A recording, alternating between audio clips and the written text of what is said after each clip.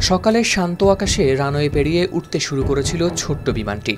তখনও কেউ ভাবেনি এই উড্ডয়নই হতে যাচ্ছে তাদের শেষ যাত্রা। অস্ট্রেলিয়ার নিউ সাউথ ওয়েলস অঙ্গরাজ্যের শেল হারবার বিমানবন্দরে শনিবার সকালে ঘটে এক মর্মান্তিক দুর্ঘটনা। সিডনি থেকে মাত্র 85 কিলোমিটার দক্ষিণে, যেখানে সকালটা ছিল একদমই স্বাভাবিক, কিন্তু কয়েক সেকেন্ডের মধ্যেই বদলে যায় সবকিছু। পুলিশের এক বিবৃতিতে জানা যায়, উড্ডয়নের কিছুক্ষণের মধ্যেই বিমানটি নিয়ন্ত্রণ হারায়।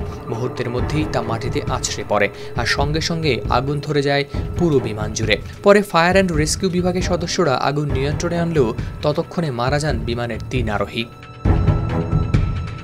স্থানীয় গণমাধ্যম অস্ট্রেলিয়ান ব্রডকাস্টিং কর্পোরেশন এবিসির ওয়েবসাইটের প্রকাশিত ছবিতে দেখা গেছে, রানওয়ের ওপর ছড়িয়ে ছিটিয়ে আছে বিমানের ধ্বংসাবশেষ, পুড়ে যাওয়া লোহার টুকরো, কালো ধোঁয়ার দাগ, আর চারপাশে নিস্তব্ধতা। দূর থেকে মনে হচ্ছিল যেন একটি আগুনের ফুলকি হঠাৎ আকাশ থেকে মাটিতে নেমে এসেছে। সংবাদ মাধ্যম এবিসি নিউজকে fire and rescue inspector Andrew বারবার বলেন, দুর্ঘটনার সময় বিমানবন্দরে চলছিল স্থানীয় আরএসএফ ইউনিটের প্রশিক্ষণ। তাদের একজন দূর থেকে আগুনের ঝলক দেখেই দৌড়ে যান ঘটনাস্থলে। অন্যরাও এগিয়ে আসেন, কিন্তু আগুনের তীব্রতায় বিমানের কাছে পৌঁছানোই ছিল অসম্ভব। বিমানটি বিধ্বস্ত হওয়ার পর 3 টুকরো হয়ে যায় বলেও জানিয়েছেন তিনি।